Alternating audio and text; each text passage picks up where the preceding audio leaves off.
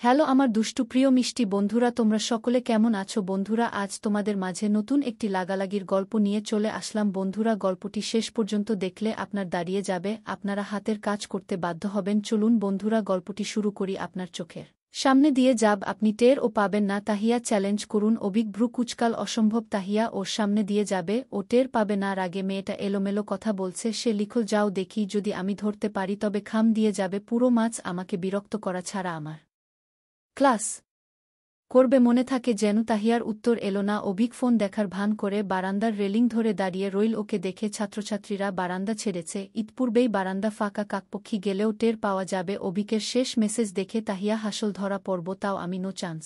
এসব কাজে আমি পারদর্শী। কাঁধ থেকে ব্যাগ নামিয়ে চেইন খুলল। ভেতর থেকে বেরিয়ে এলো কালো বোরকা। ভাগিস আজ আশঙ্কা করে নিয়ে এসেছে, নয়তো কি হতো। তাহিয়া চশমা স্কার্ফ খুলে ব্যাগে ভরে নীল, তারপর ব্যাগ কাঁধে নীল, ব্যাগের উপর কালো ঢিলে ঢালা বোরকা জড়াল। বোরকাটা ওর নানির স্কুলে পড়াকালীন সময় একবার নানু বাড়ি গিয়ে নিয়ে এসেছিল তার, সেটা স্কুল পালানোতে কাজে লাগিয়েছে। বোরকার সাথে নিকাব ছিল আর একটা ওড়না ছিল। প্রথমে নিকাব পড়ল, তার উপর ওড়না পড়ল। আপাদমস্তক কালো ঢাকা, শুধুমাত্র চোখের মণি দেখা যাচ্ছে। একবারেই চেনা যাচ্ছে না পিঠের ব্যাগটার জন্য।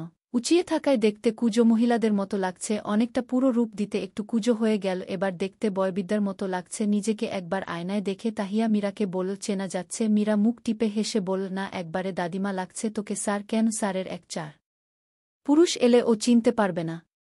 তাহিয়া হাফ ছেড়ে বলল, তুই এখন আসবি না, নিচে গিয়ে কল দীপ, তখন নামবি। তোকে দেখলে স্যার সন্দেহ করবে। মীরাশা জানাল। তাহিয়া কুঁজো হয়ে হাতা ধরল। অবিক ফোন থেকে চোখ সরিয়ে সামনে তাকিয়ে মহিলাটাকে দেখল। বিশেষ প্রাধান্য না দিয়ে আবার ফোনে নজর দিল। ভেবে নীল হয়তো কোনো ছাত্রছাত্রীর নানি দাদি হবে। মহিলা এদিক ওদিক খেলে হাঁটছেন, ঠিকমতো হাঁটতে ও পারছেন না, অথচ নাতি নাতনিকে দেখতে চলে এসেছেন চারতলা বেয়ে। নিশ্চয়ই খুব আদরের। অবিক কত কি ভাবল। তাহিয়া অবিকের পাশ কাটিয়ে চলে গেল। অবিক দেখল, কিন্তু কসমিনকালেও ভাবতে পারল না এটা ছদ্মবেশী। তাহিয়া সিডি বেয়ে নামতে মীরাকে ডেকে নীল। মীরা আসতেই চারতলার কমন রুমে গিয়ে আগের বেশে ফিরে এলো। তারপর নিচে নেমে তাদের ভবনের সামনে দাঁড়িয়ে অবিককে মেসেজ করল, আপনার চোখের সামনে দিয়ে এসেছি, পেরেছেন ধরতে? মেসেজটা দেখে ভ্রু কুচকাল অবিক। তাহিয়া চলে গেছে কখন? সে তো এখানেই ছিল আশপাশ।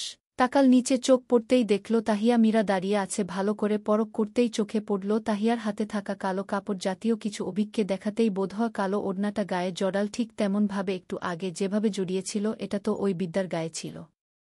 তাহিয়ার কাছে কিভাবে এলো? এক সেকেন্ড একটু আগে তো বিদ্যায় গিয়েছে, শুধু তার মানে ওটা ছদ্মবেশী তাহিয়া ছিল? ঘটনার আঁচ করে বিস্ফোরিত চোখে তাকালো অবিক। কিং কর্তব্যবিমুখ হয়ে গেল। আজ ওর অবাক হওয়ার দিন। অবাক কাটিয়ে উঠতে পারল না কিছুক্ষণ। কত কি ভাবল সে বিস্মিত স্বরে বিড়বিড়াল, কি সাংঘাতিক মেয়ে! মীরার ছলচাতুরি বুদ্ধিতে ঘণ্টার কাজ মিনিট পাঁচেকে হয়ে গেল। ফাঁকি কাজগুলোতে মীরা পারদর্শী। ক্যাশ কাউন্টারের সামনে দাঁড়ানো লম্বা লাইনের একবারে সামনে একটা মেয়ে দাঁড়িয়েছিল। ফিজিক্স ডিপার্টমেন্টের নাম মিধা। মীরার দুঃসম্পর্কের মিয় হয় মিধাকে দেখে এগিয়ে গিয়ে আড্ডা জুড়ে দিল। মীরা এমন ভাব করল যেন আত্মীয়তার খাতিরে মিধার খোঁজ নিতে এসে, টাকা জমা দিতে নয়। একসাথে অনেকজন দাঁড়িয়েছিল ভিড়ে। কার হাত ক্যাশ অবধি পৌঁছাচ্ছে বোঝা যাচ্ছে না। কথা বলতে বলতে মীরা দুজনের টাকা দিয়ে দিল। কথার মাঝে তাদের দুজনের নাম উচ্চারণ করল। মিধা ভাবল মীরা এমনি কথা বলছে, খাতায় নাম লিখিয়ে কথার ইতি টেনে বেরিয়ে গেল। মীরা অন্যদিক থেকে রিসিট নিয়ে ডিপার্টমেন্টে জমা দিল। সেমিনারে অবিক ছিল, একটাবার তাকাল না অবধি। অবিক ভ্রুকুচকে কয়েকবার তাকাল। এত রাগ কেন এই মেয়ের? সন্ধ্যার পর রিনাকে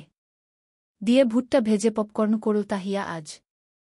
সন্ধ্যা থেকে গভীর রাত অবধি মুভি দেখার সিদ্ধান্ত ওর। পপকর্ন ভর্তি বাটি হাতে বসার ঘরে গেল। মুভি ছেড়ে বসল সোফায়। মুভি দেখার মাঝে মীরার কল দিল। কথা বলতে বলতে রুমে গেল। মিনিট পাঁচেক বাদে কথা শেষ করে বসার ঘরে আসতেই চমকাল অবিক। ডাবল সোফাটায় আয়েশি ভঙ্গিতে বসে আছে। টিভিতে খেলা চলছে। বৃষ্টি। টিভির দিকে নিবদ্ধ। লোকটা কেন এসেছে? তার রাগ ভাঙাতে নাকি অন্য কোনো বাহানা? দেখা যাক কি করে। সে আজ পাত্তা দিবে না। নির্বিকার চিত্তে অবিকের পাশের সোফায় গিয়ে বসল তাহিয়া। চোখে মুখে রাগের ঝলকানি। অবিকের হাতে রিমোট ধরা। একটানে হাত থেকে রিমোটটা কেড়ে নিয়ে চ্যানেল পাল্টাতে শুরু করল অবিক। অবাক হয়ে বলল, ম্যাচ দেখছিলাম তো, পাল্টালে কেন? বুকের আগিয়ে ম্যাচ দেখা হচ্ছে। তাহিয়া অগ্নিদৃষ্টিতে তাকাল অবিকের দিকে। চোখ দিয়ে আগুন বেরোচ্ছে, চোখ দিয়ে শাসাল যেন। অবিক অবিশ্বাস্য চোখে চাইল। কদিন আগে ও তার সামনে অস্বস্তিতে কাঁপাকাঁপি করছিল, এই মেয়ে আজ তাকে চোখ রাঙাচ্ছে। কিভাবে তাকিয়ে আছে যেন চোখ দিয়ে বাষ্প করে ফেলবে। অবিকের মনে পড়ে না শেষ কবে তাকে কেউ এভাবে চোখ রাঙিয়েছে। মা বাবার বাধ্য সন্তান ছিল বিধায় পড়েনি বলতে গেলে। অবনী বিয়ের আগে রাগ দেখা, তবে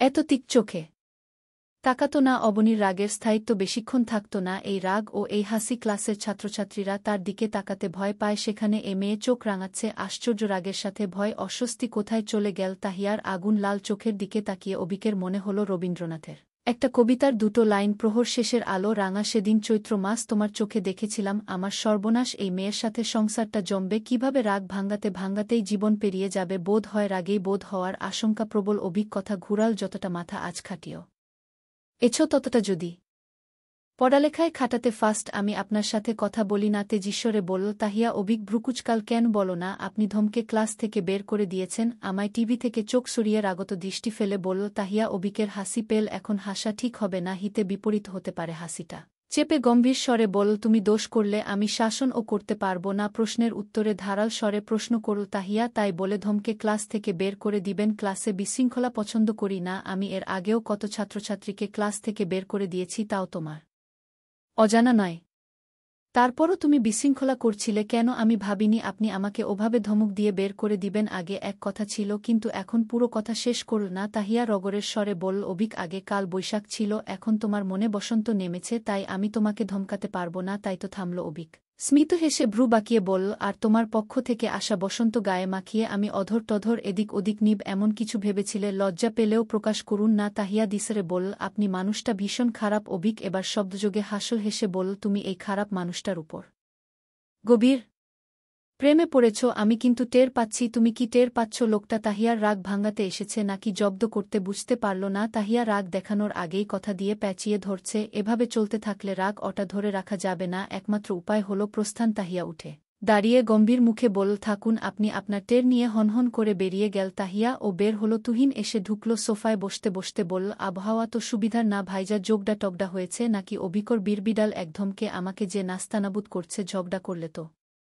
বোধ অন্য গ্রহে পার্সেল করে দিবে তুহিনের উদ্দেশ্যে হেসে বলল তেমন কিছু না তাহিয়াকে রেগে বেরিয়ে যেতে দেখেছে তুহিন রাগারাগি হয়েছে নিশ্চয়ই তবে অবিকের চেহারা দেখে মনে হচ্ছে রাগটা একপক্ষিক সে উৎসাহী গলায় বলল আপুর চকলেট ভীষণ পছন্দ চকলেট পেলে আপুর রাগ ঝরে যাবে আপনি চকলেট নিয়ে গিয়ে আপুর রাগ ভাঙানোর চেষ্টা করতে পারেন কাজ হবে থেমে বলল আপনি তো চকলেট আনেননি আমি কি নিচে গিয়ে নিয়ে আসব রাগ না ভাঙলে আপু সারারাত মুখ ফুলে বসে থাকবে ঘুমাবে ও না সকালে মাইগ্রেনের ব্যথায় ছাটফট করবে আপুকে অসুস্থ দেখতে ভালো লাগে না আমার তুহিনের স্বরে স্পষ্ট উদ্বিগ্নতা যত্না অভিক উঠে দাঁড়াল পরিধে সাদা টি-শার্টটা টেনে ঠিক করে হেসে বল লাগবে না রাগ এমনিই ঝরে যাবে তুমি বসো আমি দেখি গিয়ে তুহিন শাহ জানাল অভিক তাহিয়ার রুমের দিকে এগিয়ে গেল দরজাটা ভেজানো ছিল নক করল ভেতর থেকে আওয়াজ এলো না হালকা ঠেলে প্রবেশ করো ভেতরে তাহিয়া ফুল মুখে বিছানায় বসে আছে অভিক গিয়ে দূরত্ব বজায় রেখে পাশে বসল অভিকের অস্তিত্ব টের পেয়ে তাহিয়া রেগে বল কেন এসেছেন বসন্ত এসে গেছে আসতে তো হতোই অভিক মনে মনে বল কথাটা মুখে বলল স্ত্রীর রাগ ভাঙানো সুন্নত একটা সুন্নত পালানোর সুযোগ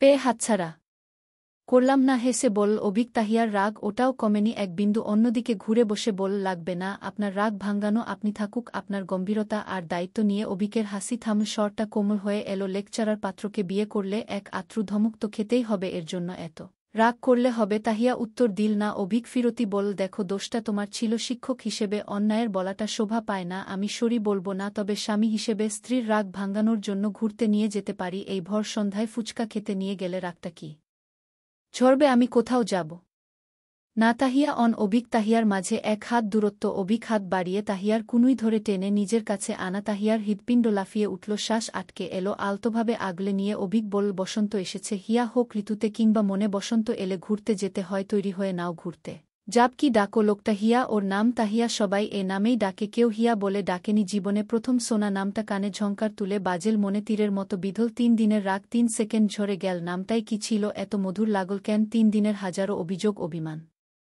ফিকে পড়ল 2 অক্ষরের নামটার কাছে কি ছিল নামটায় এত টানো কেন